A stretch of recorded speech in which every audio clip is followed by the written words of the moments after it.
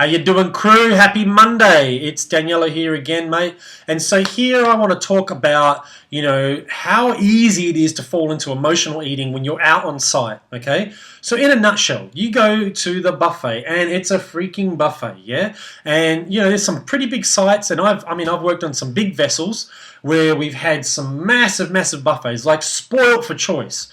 And you're just going, what the hell is going on here? It's like Christmas every day. Yeah, and this is really unrealistic. It's kind of like, it's a long way from when man used to have to go hunt the wild boar, and we just had boar and a handful of nuts and maybe some leaves to compare to like going to work every day and having this huge buffet out there. So make no mistake, the companies are not stupid. They know that the way to a man's heart is through his tummy. They know that you need to suppress your emotions to cop on and get on with your job while you're out there, okay? And for me, it's just not on. Or at least, if you're going to do it, be bloody real with yourself that that's what you're actually doing, yeah? So here's the thing. A lot of people can get caught up in that trap. And, I used to be the chief cook on like pipe laying barges and vessels. I've worked on probably about 12 different rigs and all that sort of stuff. I've seen a good assortment of, eating habits of people over the years. I used to be on the other side. And, I really loved it because I could watch a lot of human behavior. And I can tell you this, most of you guys eat a lot of crap. Most of you guys will probably eat a lot of food habitually, and very rarely do you actually try anything particularly new. So here's the trip, right? Here's the trip. When you go up to pick up your food, if there's something that you like and then there's something else that you like, you need to understand that you can have a bit of both. Just have a little bit of both. You don't have to have it all. You don't have to have the piece of fish plus a steak. Oh, no, give me 2 steaks. Plus, a fried egg. Plus, what's this here? Oh, pasta dish, full of cream and stuff like that and cheese on top. Oh, what's that? Oh, I've got no room for veggies. I'll stuff the veggies. There's a bit of like corn in the pasta thing. That doesn't count, guys, okay? So you go and sit down and you eat this big plate of like, meat and carb and fat. And, sounds okay if it's a one-off.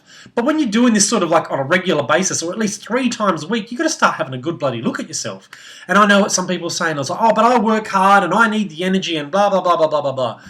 BS. BS. You eat that kind of food, your body has to work overtime to produce the enzymes that it needs to break it all down. Your body has to burn so much energy just breaking down the piece of fish and the 2 steaks and the plate of pasta and all the fats, compared to a lighter meal. All right, so consider that. I'm not going to get too much into that just now, but, here's the thing. If you're nice to the people that work behind the counters, if you're nice to, say, the cooks and the utilities and the chefs back there, and you say, hey, mate, listen, me and a couple of the guys, we're just trying to eat a little bit more healthy, and, I love chicken. Could you maybe a couple times a week just do us a solid and maybe one of the dishes just kind of just poach some chicken, in just like bay leaves and peppercorns and some capsicum with a few spices just to give it some flavor, and, if your chef's good, they'll do it nice and slow so it kind of like breaks down. It's like pulled chicken, but it kind of holds together still. And that'd be really nice. You could have that with some like plain steamed rice and some salad, and you've already just like got the leanest meal, but still got flavour. Little side note: chefs hate being told how to cook, so just be careful because a lot of us can be real pricks, and you've got to understand these bastards have to stay inside a bloody kitchen, which generally isn't bloody very big. It's a steel box. We used to call it the silver box. You have to be in the silver box for when I was away, it was like 4 weeks at a time. I mean, you get bloody serious cabin fever and you go a little bit mad because all you're doing is you're talking to that piece of chicken and that bloody utility pretty much every day for the next 4 weeks. It just ain't cool. So, maybe just sort of make some suggestions. Don't be telling them what to do, but, no one likes to be told what to do. But if you actually can build a relationship and rapport with the person who's like, basically your mother or your friggin' your wife or, the person taking care of you. I mean, they're in hospitality. They're there to take care of you, right? So be nice to them. Build a relationship with them. Share with them what it is that you're trying to achieve. Say, hey, I've been watching this video from this guy who was a chef and he used to work offshore. And he said that if I had a chat with you, then, maybe you could help us out a little bit. Maybe we could come up with a few more healthy options. Like, I really like that, what you're doing. I really like that. But, what else have you got? People, chefs like a challenge like that. Any creative likes a challenge, and they'll be happy to try it out for you. Positive feedback is way better than like paying out on them. And that goes the same for yourself.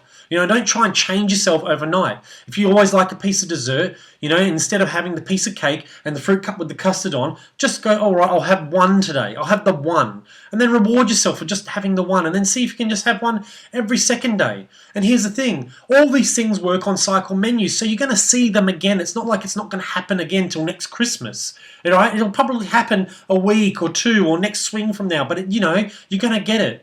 So when you catch yourself wanting to have more and like in this desire, like, you know, I want this, I want this, I want this, I want that, you know, try and go, whoa, stop yourself. Be intelligent. Say, what can I learn from this? Well, I can learn that my impulses and my desires are actually trying to fill my gob with something so that I squash down something that maybe I just actually need to feel into and have a bloody good look in the mirror and deal with. You know, because life is difficult. Doesn't matter if you're FIFO or not. Life is a challenge and it ain't always roses, you know. And when you push things down and when you emotionally eat and you sort of like start to like, you know, basically it's an addiction, you know, but life is a challenge and it's a challenge to stop yourself from having that piece of cake and the 2 steaks and the bloody pasta and all that. And it's sort of like, okay, well, I'll have 1 steak, some salad, and maybe I'll just grab a small dessert, like a little bite or something like that. And you'll feel so much better about yourself. And that's what we want to do here. All right. Anyway, that's enough from me. Go on, be strong, be the best you can be because you deserve it. Your family deserve it. That kid at home who is waiting for you, you're the champion in their life. Like, be that champion to yourself first, okay? That's it from me. You guys take care. Bye.